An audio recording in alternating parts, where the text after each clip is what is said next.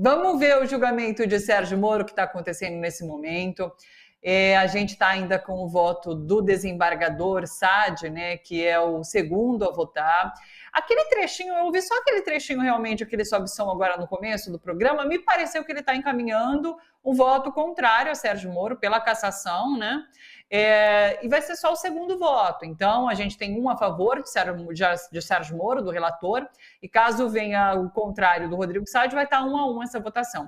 O que esperar, como você está vendo, ontem, inclusive, a gente acompanhou um trechinho do voto do Falavinha, né, que é o relator, e eu até comentei aqui com o Fernando Ideu, que estava com a gente, ele que é jurista, né, como eu fiquei chocada com a fala ali do relator, fazendo uma defesa explícita de Sérgio Moro, como ele sendo a grande vítima de um processo de perseguição política que está sofrendo por ter feito uma ótima atuação no governo, na Lava Jato e depois no governo Bolsonaro. E por isso ele está sendo atacado, seja pela esquerda ou pela direita, pela brilhante atuação que teve nesses 2 episódios da vida dele. Aliás, a gente tem esse trecho do voto do relator. Passa de novo, porque eu quero ouvir o Miro falando sobre isso também, mas passa para a gente esse videozinho do voto do relator.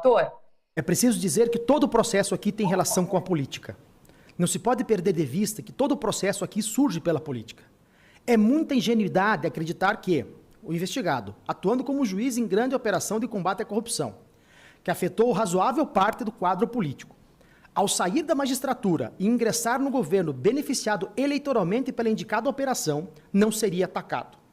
Que saindo desse governo, atirando, não receberia retaliação futura e, ao fim e ao cabo, sair candidato e sagrando-se vencedor na eleição no Senado contra aquele que lhe abriu a candidatura presidencial e que estava há décadas no Legislativo, não poderia ser alvo de desforra.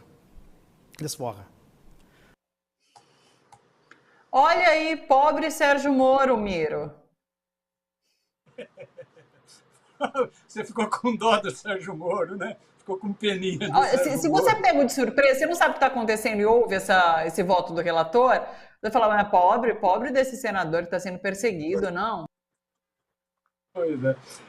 Então, Thalita, até o voto desse rapaz, né, do relator, né, do Carrasco, que deixou de ser um Carrasco, né, Luciano Carrasco, até o voto do Carrasco, todo mundo estava dando como certo, a mídia toda estava dando como certo que o Moro ia ser cassado. Sim. Né? Ia ser cassado no Tribunal Regional Eleitoral do Paraná. Né? E as provas são muito contundentes contra ele, são muito contundentes. Né? Então, é isso. O Moro foi um oportunista. O Moro sempre foi um oportunista. Esse juizeco sempre foi um oportunista. Ele usou a toga para fazer política, para contribuir para o impeachment da Dilma, para levar à prisão o presidente Lula e para chegar ao governo. Esse era o sonho dele, chegar ao governo. Ele usou a toga para fazer política, chegar ao governo. O sonho dele era ser ministro do Supremo, não virou ministro do Supremo. O sonho dele era ser candidato a presidente, não virou candidato a presidente. Então, as provas contra esse oportunista são muito fortes. Ele fez uma campanha totalmente irregular para o Senado do Paraná. Ele fez uma campanha de presidente e virou senador. Ele utilizou muito mais grana do que as pessoas que concorriam com ele. Ele utilizou muito mais recursos. Então, é abuso econômico evidente. Os números são impressionantes. Né? Enquanto uns estavam começando a campanha, ele já estava 200 por hora na campanha, gastando um monte de recurso público. Então, é abuso de poder econômico. É abuso, é uso irregular de meios de comunicação, porque ele utilizou meios de comunicação para a campanha antes dos concorrentes. Então, as provas são tão contundentes que até o União Brasil, que é o partido dele, o União Brasil mandou um documento dizendo o seguinte: nós alertamos Moro de que tinha irregularidades. O União Brasil, o partido dele. Uma das principais provas contra o Moro é do próprio partido dele, do União Brasil. Então, tudo caminhava, né, para uma decisão contrária ao Moro já no Tribunal Regional Eleitoral do Paraná e que ele iria recorrer para o Tribunal Superior Eleitoral. O voto do Luciano Carrasco surpreendeu. Porque, como você disse, não foi um voto, foi uma defesa. Ele fez uma defesa maior do que os advogados de defesa do Moro. Sim. Ele parecia o advogado de defesa do Moro. Tem que ver qual é a ligação desses dois rapazes, né? Que ele fez uma defesa apaixonada. Falar em perseguição política sobre o Moro ficou exatamente conhecido como um jagunço, como um cara do abuso do poder, né? Do juiz que manda no jogo. Juiz que manda no jogo, como disse o deputado do Rio de Janeiro, o juiz ladrão. Braga, do Rio de Janeiro, falou, é o juiz ladrão. O Moro ficou exatamente conhecido pelo abuso do poder, né? Pelo autoritarismo, pela visão fascista, né? Punitivista na justiça, né? Aí esse Luciano Carrasco, né, que passou a mão, né? Olha só atualizar que foi contrário a Sérgio Moro realmente, julgamento empatado 1-1. Pode completar. Não, esse voto já era esperado, contra o Moro, né? Então a postura do Luciano Carrasco foi uma postura de advogado de defesa, foi vergonhosa a postura dele, vergonhosa, né? Como juiz, vergonhosa, né? E falando, tentando justificar a ação política do Moro, quer dizer, justificando por que o Moro chegou ao governo.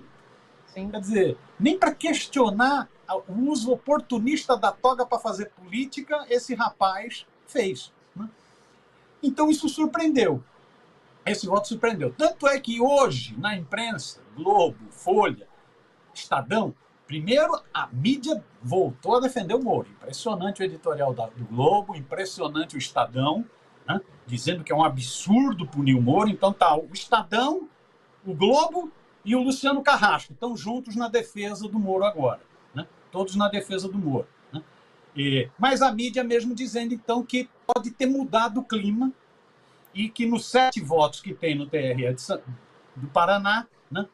Sendo que um voto é de Minerva, a tendência agora seria pela absolvição do Moro, né? Então você teria 2 votos já dados como certo contra o Moro, inclusive esse que votou agora, 2 votos contra, 2 votos já dados como certo a favor do Moro, esse voto que surpreendeu do Luciano, faltaria apenas um voto para o Moro ser liberado no TRE do Paraná. Lógico que se isso ocorrer, é uma ducha de água fria, porque todo mundo estava esperando que o próprio TRE já cassasse, já eliminasse, né? Mas isso não significa muita coisa, porque isso vai para o Tribunal Superior Eleitoral. Se o Moro perdesse, ele ia acionar o Tribunal Superior Eleitoral. E se o Moro ganhar, vai ser acionado o Tribunal Superior Eleitoral. O advogado do PT, inclusive, já falou isso. Vai ser acionado, né? Vai recurso para o TSE. É bom a gente não esquecer, esse TRE do Paraná, aí algumas pessoas lembram, vocês estavam muito otimistas com o TRE do Paraná, hein? Esse TRE do Paraná foi o que deu 6-0 pela absolvição do Deltan Dallagnol. Deltan Dallagnol teve o processo de cassação pedido, né, por ter saído do Ministério Público de forma irregular para ser candidato, né, então ter cometido um crime, né, e o TRE do Paraná deu 6 votos a favor do Dallagnol, manteve o mandato do Dallagnol. Pouco depois, maio de 2013, foi para o Tribunal Superior Eleitoral e tchau, dançou, né? Então pode também se repetir a cena, né? Pode se repetir a cena, né? Agora, é isso, é um processo que mostra, vai cada vez mais evidenciando o que foi a fraude da Lava Jato e o que foi a fraude dessas lideranças projetadas pela mídia brasileira. Não é para menos o editorial do Globo, do Estadão, defendendo o Moro apaixonadamente, dizendo que é um absurdo ele ser cassado, né? Porque foi essa mídia brasileira, foi essa mídia monopolista brasileira que projetou essa figura sinistra. Foi essa mídia brasileira que fez aquele juizeco de Maringá, né? Um juizeco desqualificado, projetou, transformou num herói nacional, num super-homem, né? E foi essa mídia que, para fazer a negação da política, fazer a satanização do campo popular das forças de esquerda, projetou essa figura tão desqualificada, que projetou aquele procurador do PowerPoint, o Deltan Dallagnol, projetou essas figuras na política brasileira. Está sendo pedagógico esse processo de julgamento. Vamos ver o que vai dar. Então vamos. É isso. Pode. Então, vamos ver. Tá rolando ainda nem o que era antes, que era dado como certo que caçava, nem também um clima de que não vai caçar. Vamos ver. Esse voto agora já foi pela cassação, então tá 1-1. Tem mais 5 votos, sendo presidente, voto de Minerva, né, se precisar votar. Né? Vamos ver, tá rolando. Mas é um bom debate na sociedade brasileira. É muito bom, pois é. Esse é o terceiro voto, então, da desembargadora Cláudia Cristina Cristofani. São 7 membros do TRE, do Tribunal Regional Eleitoral ali do Paraná. Então, a gente segue acompanhando. Muito provavelmente, esse julgamento só termine na próxima segunda-feira, dia 8 de abril. Essa é a data final para que ele seja encerrado, mas como o Miro já colocou aqui, muito provavelmente essa discussão vai acontecer depois no Tribunal Superior Eleitoral também. Agora, você já citou brevemente isso, eu queria que a gente se aprofundasse um pouquinho em relação a essa leitura de como... Diga. Não, então, o voto, você estava dizendo que está votando agora a Cláudia Cristina Cristofani, não é isso? Essa é dada como um voto favorável ao Moro. Essa é dada como um voto favorável. É isso. Tinham 2 que eram dados como votos favoráveis ao Moro, que era o Guilherme Frederico Hernandes Dens e a Cláudia Cristina Cristofani. Essas seriam favoráveis à permanência do Moro no Senado brasileiro. Né? 2 votos que eram dados como contrários, esse que já votou. O que surpreendeu, que foi o relator, inclusive pela defesa apaixonada que ele fez. Então, você tem 2 votos ainda em disputa. Né? Tem 2 votos ainda em disputa. É isso. Desculpa te atrapalhar. Não, imagina. A gente segue acompanhando realmente. Não sei se vai haver agora um... Vamos escutar rapidinho o que está rolando lá. Vindo aqui na sessão de julgamento. A pergunta ao doutor... Porque está todo mundo levantando e havia uma expectativa de que poderia acontecer um novo pedido de vista. Não sei se foi isso que aconteceu, mas enquanto a gente segue aqui acompanhando, vamos falar brevemente, você já chegou a comentar um pouquinho sobre como a mídia encarou, então, esse julgamento e esse voto do relator. Porque, assim, eu confesso que eu fiquei um pouquinho espantada, porque... há provas, como você colocou, inclusive, já para a gente, né? São várias as provas. Há essa questão de que, de fato, ele gastou enquanto candidato à presidência e depois se aproveitou disso para ser eleito enquanto senador. É uma coisa que parece um tanto quanto óbvia, né? E, para além disso, tem os montantes. Você tem ali um teto que pode ser usado para candidato a senador, ele usou mais que isso. Então, são números muito factíveis, né? E mesmo assim, a imprensa e a grande mídia, né, principalmente ali na Globo News, que fica uma coisa mais descarada, né? Houve uma defesa ferrenha de Sérgio Moro, né? Eu me espantei um pouco com isso, porque é uma leitura realmente política de defesa de Sérgio Moro sem se ater aos fatos, aos números. Como que você vê isso? Você já se adiantou aqui um pouquinho, mas eu queria te ouvir mais sobre essa leitura de como a mídia continua a encarar Sérgio Moro. Então, hoje o Kendi Alencar tem um bom comentário no UOL. Né? A mídia até hoje não fez autocrítica do papel dela na Lava Jato. Né? Essa mídia monopolista, essa mídia udenista, ela não fez autocrítica. A mídia foi a que transformou a Operação Lava Jato na salvação da pátria brasileira, num discurso falacioso, mentiroso de anticorrupção.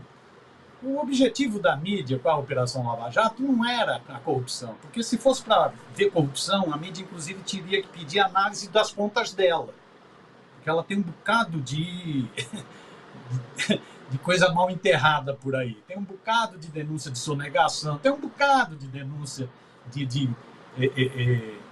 pendências trabalhistas, pendências previdenciárias, tem um bocado de denúncia.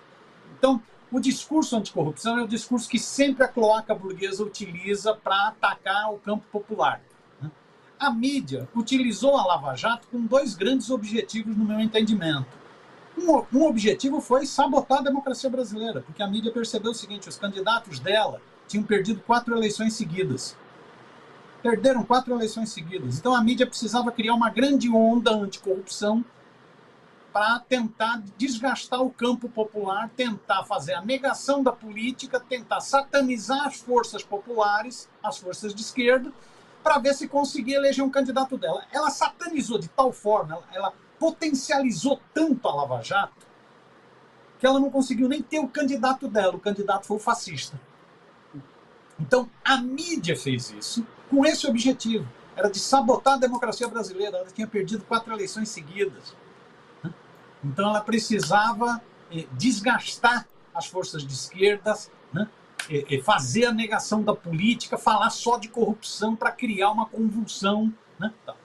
E um outro grande objetivo da mídia é que essa mídia, o Sérgio Moro, ele foi o tempo todo teleguiado pelo Departamento de Justiça dos Estados Unidos. Os Estados Unidos tinham muitos interesses aqui no Brasil. Pré-sal, né? Empresas de construção civil, de engenharia que estavam se tornando players, né? Grandes jogadores no mundo e tal. Tinham grandes interesses aqui no Brasil. Né? A mídia brasileira, ela é uma mídia sem projeto nacional. Ela não tem projeto de desenvolvimento nacional. Ela é uma mídia muito colonizada. Né? E ela jogou no desmonte da Petrobras, que ela sempre detestou a Petrobras. Ela jogou no desmonte de empresas nacionais. Né? Então, foi esse o trabalho da mídia. Até hoje ela não fez autocrítica disso. Ela não fez autocrítica de ter transformado um juiz num agente puramente político, um cara que fez política o tempo inteiro, que abusou, que transformou a delação premiada em final e não em meio, né? Que utilizou a delação premiada como tortura. Não era para obter provas, a delação não era como um caminho para se chegar a provas, ao contrário, era a prova final, era uma tortura, transformou a delação em tortura, que cometeu inúmeros abusos com prisões, que tornou tudo mediatizado, tudo era holofote. Né? O Moro sempre se baseou muito na experiência da Operação Mãos Limpas da Itália. Tanto é que a tese dele, né? Mãos Limpas, onde o papel da mídia seria fundamental para criar essa escandalização da política. É bom a gente não esquecer que a Operação Mãos Limpas na Itália teve os mesmos efeitos que a Lava Jato teve no Brasil. A Operação Mãos Limpas na Itália destruiu a economia italiana, que era a 6ª, 7ª no mundo, foi para a 15ª no mundo, destruiu a economia italiana. A Operação Mãos Limpas na Itália serviu para fortalecer a máfia italiana, ou seja, sim, sobre a investigação de corrupção, se acendeu um novo crime. Não é isso? A Operação Mãos Limpas na Itália levou um fascista ao poder, Berlusconi levou um fascista ao poder. Então, aqui a mídia não viu isso, ela não, parece que ela não sabia o que tinha ocorrido na Itália, os abusos que tinham sido cometidos e o que tinha dado, e ela bancou isso aqui. Então, o Kennedy Alencar, me entender nesse comentário dele no UOL, hoje ele acerta, ele diz, até hoje, essa mídia não fez autocrítica.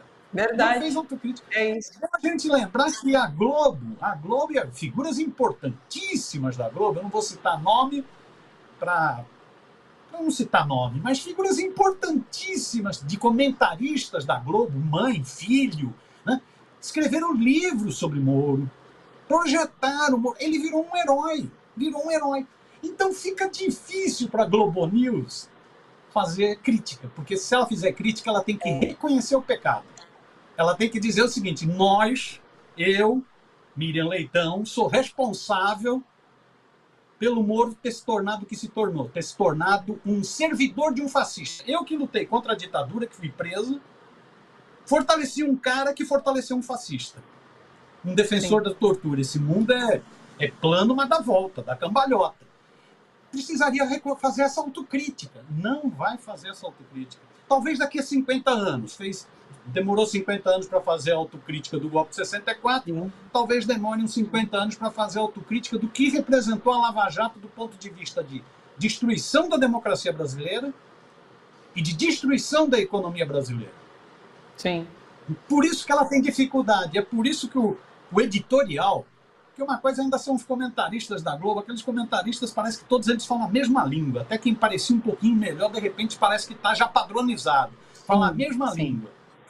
Né? Não tem contraponto, é tudo meio igual, né? Não tem contraditório, né?